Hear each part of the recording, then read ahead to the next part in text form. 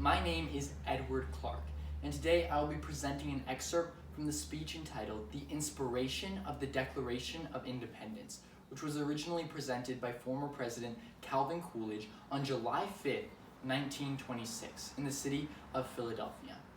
I chose to present this speech because I am a Christian, and as I read through the text of this speech, I realized that President Coolidge was correct.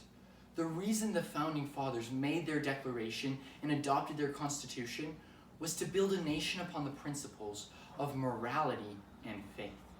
Over time, America has moved further away from these ideas and more towards the mindsets of humanism and materialism. So now we see a stark contrast between the America which is described in these great documents and the America in which we currently live.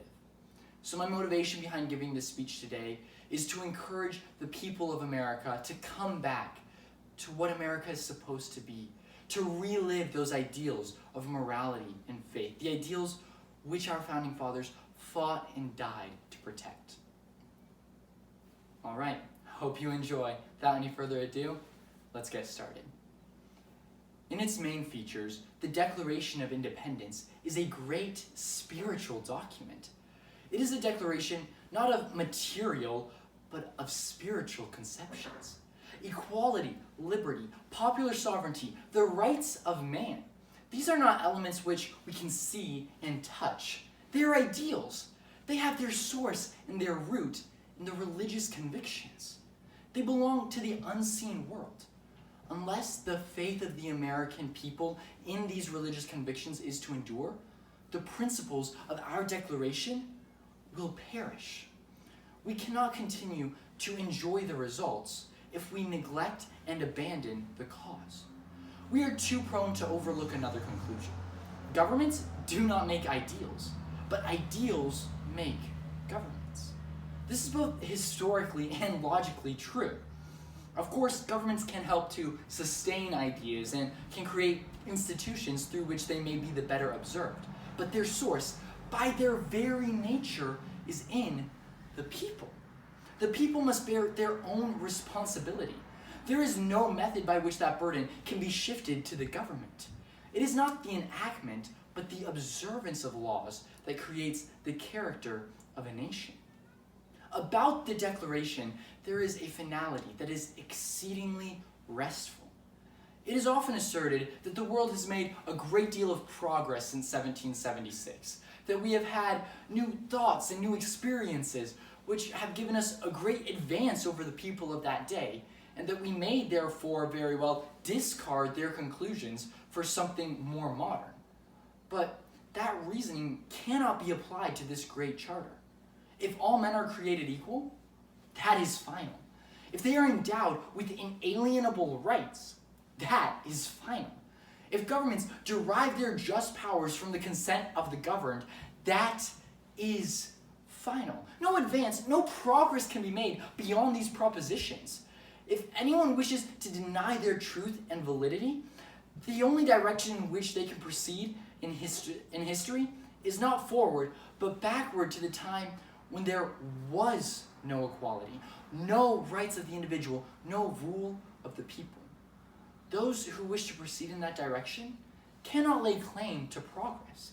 They are reactionary. Their ideas are not more modern, but more ancient than those of the Revolutionary Fathers. In the development of its institutions, America can fairly claim that it has remained true to the principles which were declared 150 years ago. In all the essentials, we have achieved an equality which was not possessed by any other people. Even in the less important matter of material possessions, we have seen a wider and wider distribution of wealth. The rights of the individual are held sacred and protected by constitutional guarantees, which even the government itself is bound not to violate. If there is one thing among us that is established beyond question, it is self-government, the right of the people to rule. If there is failure in regards to any of these principles, it is because there is a failure on the part of the individual to observe them. We hold that the duly authorized expression of the will of the people has a divine sanction. But even in that, we come back to the theory of John Wise that democracy is Christ's government. The ultimate sanction of law rests upon the righteous authority of the Almighty. On an occasion like this, there exists a great temptation to provide evidence of the practical success of our form of democratic republic at home, and the ever-broadening acceptance it is securing abroad. Although these things are well known, their frequent consideration is an encouragement and an inspiration. But it is not results and effects so much as sources and causes that I believe it is even more necessary constantly to consider. Ours is a government of the people. It represents their will. Its officials may sometimes go astray, but that is not a reason to criticize the principles of our institutions. The real heart of the American government depends upon the heart of the people. It is from that source that we must look for any genuine reform. It is to that cause we must ascribe all our results. It was in consideration of these truths that the fathers made their declaration and adopted their constitution. It was to establish a free government, which must not be permitted to degenerate into the unrestrained authority of the mere majority or the unbridled weight of a mere influential few. They undertook to balance these interests against each other and to provide the three separate independent branches, the executive, the legislative, and the judicial departments of our government, with checks against each other in order that neither may encroach upon the other.